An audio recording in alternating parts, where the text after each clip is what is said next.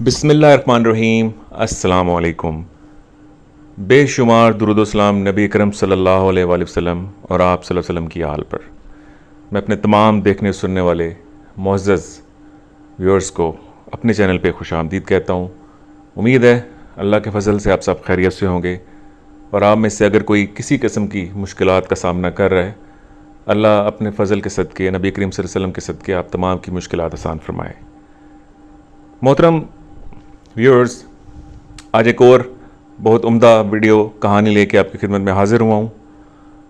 कहानी शुरू करने से पहले आप सबसे दरख्वास्त है, बराए मेहरबानी अगर आप मेरे चैनल पे नए हैं तो इसको सब्सक्राइब करें, बेल आइकन का बटन दबाएं ताकि नई आने वाली वीडियो आप तक पहुँच सकें। आपके ताउन का बहुत बहुत शुक्रिया। तो चलिए आज की कहानी शुरू करते हैं।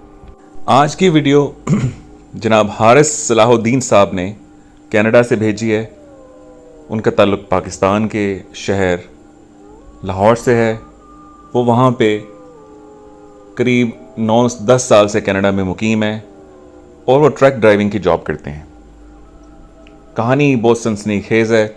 उनके साथ एक वाक़या पेश आया, उन्होंने मेरे साथ शेयर किया। उनका बहुत बहुत शुक्रिया हारिस साहब, thank you so much for sharing your story. आज मैं हारिस साहब की स्टोरी आपके साथ शेयर करूंगा। कैसे एक खौफनाक रात उन पे गुजरी, कैसे उन्होंने हिम्मत करके सरवाइव किया और अपनी जान बचाई। मैं एक ट्रक ड्राइवर हूं, अरसा 10 साल से कनाडा में मुकीम हूं। मैं बहुत बुरे हालात से गुजरा पाकिस्तान में। मेरा एक कज़न कनाडा में मुकीम था। जब वो पाकिस्तान आया तो मैंने उससे दरख्वास्त की, बहुत मिन्नते तरले किए, बराए मेहरबानी पाकिस्तान में मेरे हालात बहुत ख़राब हैं, मेरे लिए कुछ कर सकते हो तो मुझे कनाडा बुला लो। पहले तो उसने मेरी कोई बात ना सुनी, आएँ बाएँ शाएँ करता रहा। जब वो एक दिन मेरे घर आया, उसने मेरे घर के हालात देखे तो उसको वाकई अफसोस हुआ। उसने मुझे कहा, जब मैं कनाडा वापस जाऊँगा तो मैं तुमसे वादा करता हूँ मेरे से जो बन पड़ा तुम्हारे लिए करूँगा। वो वापस चला गया और उसने अपने वादे के मुताबिक मेरे लिए कनाडा का वीज़ा अरेंज किया, मेरी माली इमदाद भी की, मेरे साथ बहुत ताउन किया और मैं एक दिन अल्लाह का नाम लेके अपने वालिदैन की दुआओं से कनाडा जा पहुंचा। पहले पहले दिनों में जिस तरह एक नया इंसान अपने घर से परदेश जाता है, उसे मुश्किलात का सामना करना पड़ता है, कोशिश करनी पड़ती है, स्ट्रगल करनी पड़ती है। मुझे भी कुछ ऐसी चीज़ों का सामना करना पड़ा, लेकिन मैं आज भी अपने कज़न को दिल से दुआएं देता हूं जिसने मुझे वहाँ नौकरी ढूंढने में भी मेरी मदद की। ऐसे लोग मेरे दिल से दुआएं हर किसी की ज़िंदगी में हों जो अपनी ज़िंदगी के मामलात छोड़ के अपने ऊपर सख्तियाँ झील के लोगों की मदद करते हैं। अगर आपकी ज़िंदगी में ऐसा कोई इंसान है तो मेरी आपसे गुजारिश है, उससे कभी बेवफाई ना कीजिएगा और हमेशा उसके एहसानमंद रहिएगा। मैं बहुत अरसा एक स्टोर में जॉब करता रहा। वहाँ पे मेरी रात की ड्यूटी हुआ करती थी। वहाँ पे मेरी सैलरी कुछ इतनी ज़्यादा नहीं थी, मैं उससे मुतमईन नहीं था। मुझे ड्राइविंग आती थी। मैंने कोशिश करके कनाडा में ड्राइविंग टेस्ट पास किया और वहाँ का लाइसेंस हासिल कर लिया। मैं बहुत खुश हुआ। मेरा दिल करता था या मैं टैक्सी ड्राइवर बनूं या मुझे ट्रक ड्राइविंग की जॉब मिल जाए। पाकिस्तान से कनाडा जाने से पहले मैं अपने दोस्तों में बैठ के कनाडा में ट्रक ड्राइवर्स की वीडियो देखा करता था और बहुत महसूस होता था। मेरा दिल करता था एक दिन मैं भी कनाडा जाऊंगा और ट्रक ड्राइविंग की जॉब करूंगा। कुछ अरसे कोशिश और मेहनत करने के बाद मुझे ट्रक ड्राइविंग की जॉब मिल गई। मैं बहुत खुश हुआ। मैंने बड़ी मेहनत की और कंपनी में अपना एक मुकाम बना लिया। कंपनी मेरे पे बहुत भरोसा करती थी। मैंने भी उनके भरोसे को कभी ठेस नहीं पहुंचाई। ज़िंदगी अच्छी गुजर रही थी। मैंने अच्छा खासा पैसा कमाना शुरू कर दिया और अपने घर वालों को भेजना शुरू कर दिया। पाकिस्तान में मेरे घर के हालात अब कदरे बेहतर थे। फिर वही कहूँगा, मेरे दिल से हर वक्त मेरे कज़न के लिए दुआएं निकलती थीं। वो कनाडा में एक कामयाब इंसान था। बहुत कम ऐसे लोग होते हैं दुनिया में जो खुद तो कामयाब हों और दूसरों को भी कामयाब बनने में उनकी मदद करें। मेरा कज़न उन चंद लोगों में शामिल है जो वाकई सच्चे दिल से लोगों की मदद करते हैं, और आज मैं किसी मुकाम पे बैठा हूँ। खैर, ये एक सख्त सर्दी की रात थी। मुझे अपनी लॉरी ट्रक में सामान लेके एक शहर से दूसरे शहर जाना था। सफ़र काफ़ी लंबा था और उस रात को बर्फ़ानी तूफ़ान की पेशगोई थी। सर्दी अपने अरूज पे थी। मेरी आदत थी हमेशा सफ़र से निकलने से पहले मैं अपने ट्रक को अच्छी तरह चेक करता था। उसके टायर, इंजन, अपने साथ कैरी करने वाला सामान। ट्रक के अंदर सोने की सहूलत मौजूद थी, टॉयलेट शावर मौजूद था, खाने पीने की तमाम अशिया मौजूद थीं। मैं फिर भी एक दफ़ा मेक श्योर करता था, क्योंकि सफ़र लंबा होता था, 10 से 12 घंटे का, तो मुझे किसी किस्म की दिक्कत ना हो। वही हुआ। मैंने अपना सफ़र शाम को 7 बजे शुरू करना था और सारी रात रोड पे गुजारने के बाद अपनी मंजिल मकसूद पे पहुंचना था। मैंने अपने तमाम सामान को देखा। मेरा सामान पूरा था। मैं कॉफ़ी का बहुत शौकीन था। मैं रात को सफ़र के दौरान कम से कम 3 से 4 कप ब्लैक कॉफ़ी के ज़रूर पीता था। मैंने मेक श्योर किया मेरी ब्लैक कॉफ़ी, मेरा कप और चीनी ज़रूर मौजूद हों। मैंने अल्लाह का नाम लिया और अपना सफ़र शुरू किया। जैसा कि मैंने पहले कहा, उस रात को बर्फ़ानी तूफ़ान की पेशन गोई थी। मैं अपने सफ़र पे लगा। मेरे साथ और भी बहुत सारे ट्रकों वाले अपनी मंजिल की जानिब रमा दमा थे। जब मैं हाईवे पे पहुंचा, तकरीबन 1 घंटा सफ़र करने के बाद मैंने आगे देखा बहुत सारे ट्रक साइडों पे और दरमियान में खड़े हैं। मुझे परेशानी लाहक हुई। मैं थोड़ी देर अपने ट्रक में बैठा, लेकिन फिर उतरा। कुछ ट्रक वालों से पूछा तो उन्होंने कहा शदीद बर्फ़ानी तूफ़ान की वजह से आगे रास्ते बंद हो चुके हैं और शायद हमें सारी रात आज सड़क पे ही गुजारनी पड़े। मैं ये सुन के बहुत परेशान हुआ, क्योंकि जो सामान मेरे पास मौजूद था, अगर मैं टाइम पे ना पहुंचाता तो मेरे लिए मसला बनता। मैंने कंपनी के मैनेजर को इतला की तो उन्होंने कहा तुम जैसे भी करो, तुमने हर हाल में टाइम पे ये डिलीवरी पहुंचानी है। मेरे पास और कोई ऑप्शन नहीं था। एक और रास्ता था, जंगल से गुजरता था। मैंने दूसरे ट्रक वालों से कहा, उनसे मशवरा लिया। उन्होंने मुझे मना किया कि हम ये रिस्क नहीं ले सकते, हमारे पास रात तक रुकने की ऑप्शन मौजूद है, हम तुम्हें मशवरा देंगे, तुम भी ये रिस्क नहीं लो। वो रास्ता बहुत ख़तरनाक है, वहाँ पे शायद ही कभी कोई गया हो। बराए मेहरबानी तुम ये गलती भी मत करना। मैंने दोबारा अपने मैनेजर को सारी सूरत अहवाल से आगाह किया, लेकिन वो बज़िद था कि जहाँ पे हमने डिलीवरी पहुँचानी है वो हमारा इंतज़ार कर रहे हैं, और अगर हमने टाइम पे ऑर्डर ना पहुँचाया तो हमारी कंपनी की रेपुटेशन ख़राब हो जाएगी, और अगर तुम ये ऑर्डर टाइम पे पहुँचा दो तो मैं तुमसे वादा करता हूँ तुम्हें बोनस भी दूंगा। मैं सुन के परेशान हो गया। अब मेरे पास कोई और रास्ता नहीं था। मैंने अपनी गाड़ी को रिवर्स गियर लगाया। यही वो गलती थी जिस पे मैं आज तक पछताता हूँ। मैंने अल्लाह का नाम लिया, गाड़ी रिवर्स की, गाड़ी को यू टर्न लिया, और कुछ देर के बाद मैं उस छोटे से रास्ते पे अपनी गाड़ी को डाल देता हूँ। सफ़र शुरू हुआ और बर्फ़ भी साथ तेज़ हो गई। सर्दी अपने अरूज पे थी। मैंने ट्रक को साइड पे लगाया, एक कॉफ़ी का कप बनाया और पीना शुरू कर दिया। मैं सिगरेट भी पीता था। मैंने एक सिगरेट सुलगाई, साथ एक कॉफ़ी का सिप और एक सिगरेट का कश। मैं बहुत महजूज हो रहा था। जिस तरह लोगों ने मुझे डराया था, मुझे रास्ते में ऐसा कोई मसला फ़िलहाल दरपेश ना आया। मैं दिल ही दिल में उन्हें कोस रहा था, कितने बुज़दिल लोग हैं, न खुद काम करना चाहते हैं न लोगों को काम करने देते हैं। अभी मैं यही बातें सोच रहा था कि मुझे दूर गाड़ी की पिछली लाइटें नजर आईं।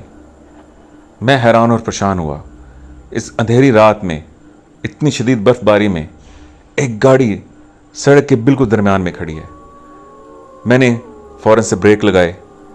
थोड़ी देर के लिए मैंने गाड़ी के डिपर मारे ताकि वो अपनी गाड़ी के फ्लैश लाइट्स को ऑन एंड ऑफ किया कि वो गाड़ी वाला अपनी गाड़ी साइड पे करे और मैं यहाँ से गुजर सकूँ। 3 से 4 मिनट गुजरे, मैंने गाड़ी का हॉर्न बजाया, लेकिन गाड़ी में से ना कोई बाहर निकला, ना ही गाड़ी अपनी जगह से हिली। मैं गाड़ी से उतरा, मजबूरन मुझे गाड़ी से उतरना पड़ा। जब मैं अपने ट्रक से उतरा, बमुश्किल ही उस गाड़ी के अलावा मुझे आगे कुछ दिख रहा था। बर्फ़ बहुत तेज़ी से बरस रही थी। मैंने अपनी ट्रक की हेडलाइट्स ऑन ही रखी ताकि मैं अच्छी तरह जायज़ा ले सकूं ये गाड़ी सड़क के दरमियान क्यों खड़ी है। सड़क क्योंकि इतनी चौड़ी नहीं थी, इसलिए मजबूरन मुझे ट्रक से उतर के जायज़ा लेना पड़ा कि इस गाड़ी को किस तरह साइड पे करवाऊं और यहाँ से गुजर सकूं। मैंने आगे जाने से पहले 2-3 दफ़ा हेलो हेलो किया, क्या कोई गाड़ी में मौजूद है तो बराए मेहरबानी अपनी गाड़ी साइड पे कर लें, मुझे यहाँ से गुजरना है। लेकिन इसका कोई जवाब ना आया। जब मैंने गौर से आगे जाके देखा तो गाड़ी का दरवाज़ा थोड़ा सा खुला हुआ था। मैंने गाड़ी के करीब जाके बैक साइड वाली विंडो पे 3 से 4 दफ़ा नॉक किया, अगर कोई गाड़ी में है तो बराए मेहरबानी मुझे जवाब दें। लेकिन मुझे आगे से कोई जवाब ना आया।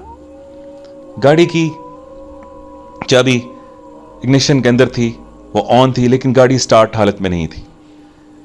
मैंने थोड़ा सा आगे बढ़ के हिम्मत करके अपने जेब से अपना रुमाल निकाला और गाड़ी के दरवाजे को आराम से खोला।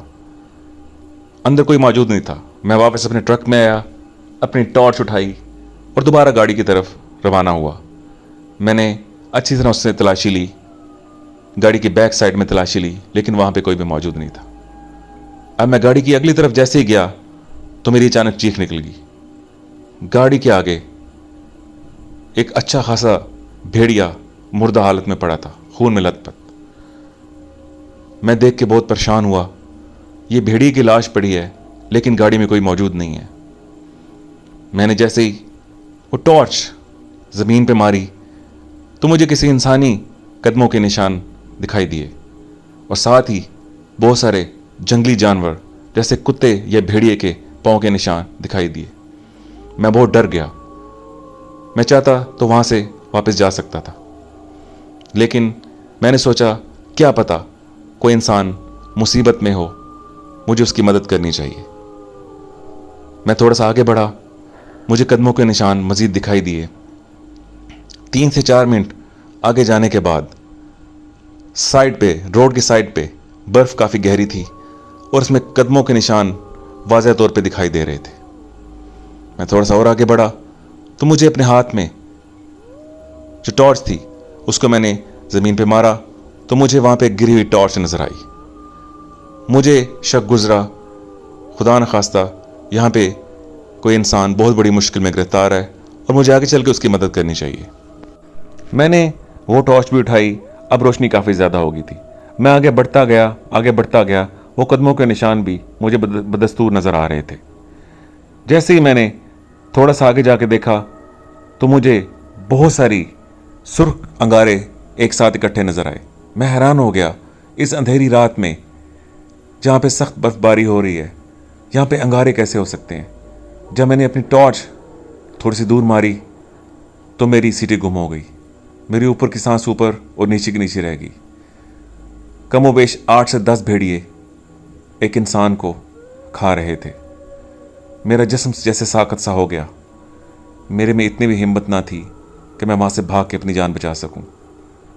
उनमें से एक भेड़िए ने मेरी तरफ देखा और खर्राया। मेरे पास शायद ज़्यादा टाइम नहीं था। मैं सोचे समझे बिना वापस मुड़ा। जैसे मैं वापस मुड़ा 3 से 4 भेड़िए मेरी तरफ लग पे। मेरे और उनके दरमियान कुछ ज़्यादा फासला नहीं था। बर्फ़ बहुत गहरी थी। मेरा जिस्म जैसे बेजान हो चुका था। मैं अपनी तरफ से भागने की बहुत कोशिश कर रहा था, लेकिन जैसे शायद आप लोगों के साथ भी ये वाक़या हुआ हो कि जब इंसान खौफ के आलम में होता है तो उसके जिस्म के अज़ा काम करना छोड़ देते हैं। उसकी आवाज़ चीखने के बावजूद बाहर नहीं निकलती। मेरी भी शायद उस टाइम यही हालत थी। मैं गिरता पड़ता रोड तक पहुंचा, मेरा पाँव स्लिप हुआ और मैं गिर गया। मैंने पीछे टॉर्च मार के देखी, भेड़िए और मेरे दरमियान बमुश्किल 20 गज का फासला था। मैंने सोचा अगर मैंने हिम्मत ना की तो मैं भी इन खूनख्वार जंगली जानवरों की खुराक बन जाऊंगा। मैंने अल्लाह का नाम लिया, उठा, दौड़ लगाई और अपने ट्रक के अंदर जा घुसा। मैंने वहाँ जाके अल्लाह का शुक्र अदा किया, सुकून का सांस लिया। मेरा ट्रक बदस्तूर ऑन था। देखते ही देखते वहाँ पे कम अज़ कम 10 से 12 भेड़िए इकट्ठे हो गए। वो मुख्तलिफ खौफनाक आवाज़ें निकाल रहे थे। ऐसी खौफनाक आवाज़ मैं सुन के बहुत डर गया। मैंने देखा कि उनकी आवाज़ों के साथ मज़ीद भेड़िए आ रहे थे। कुछ तो ऐसे भी थे जिनके मुंह में उस इंसान का बचा कुचा गोश्त था। किसी के मुंह में उसका हाथ, किसी मुंह में उसका पाँव और किसी के मुंह में उसकी उंगलियां। मैं बहुत खौफज़दा था, मेरी समझ में कुछ नहीं आ रहा था। मेरे रास्ते में आगे कार खड़ी थी और इर्द गिर्द भेड़िए ही भेड़िए। अब मेरी समझ में कुछ ना आया तो मैंने अल्लाह का नाम लिया और अपने ट्रक का एक्सीलरेटर दबा दिया। मैंने नहीं देखा कि गाड़ी है या भेड़िए हैं, मैंने ट्रक को भगा दिया। ट्रक गाड़ी के साथ एक ज़ोरदार धमाके से टक्कर हुई और गाड़ी साइड पर लुढ़क गई और मैं वहाँ से फ़रार होने में कामयाब हो गया। ये ज़िंदगी की ऐसी रात है जो मैं कभी ना भूल पाऊँगा। मुझे शायद अल्लाह ने एक नई ज़िंदगी दी थी, लेकिन साथ में मुझे इस बात का भी अफसोस था कि काश मैं थोड़ी देर पहले पहुँच जाता तो एक इंसानी जान को बचा सकता था। लेकिन जिसका वक्त आया हुआ हो उसको कोई भी नहीं बचा सकता। व्यूअर्स, ये थी आज की कहानी। उम्मीद आपको पसंद आई होगी। अगर आपको पसंद आई हो तो बराए मेहरबानी कमेंट में अपने कीमती राय का इजहार ज़रूर कीजिएगा। और मेरी आपसे दरख्वास्त है, मेरे चैनल को सब्सक्राइब करें, लाइक करें, कमेंट करें। अपना बहुत सारा ख्याल रखिएगा, अपनी दुआ में याद रखिएगा। अल्लाह आप सबसे राज़ी हो। बहुत बहुत शुक्रिया। अल्लाह हाफ़िज़।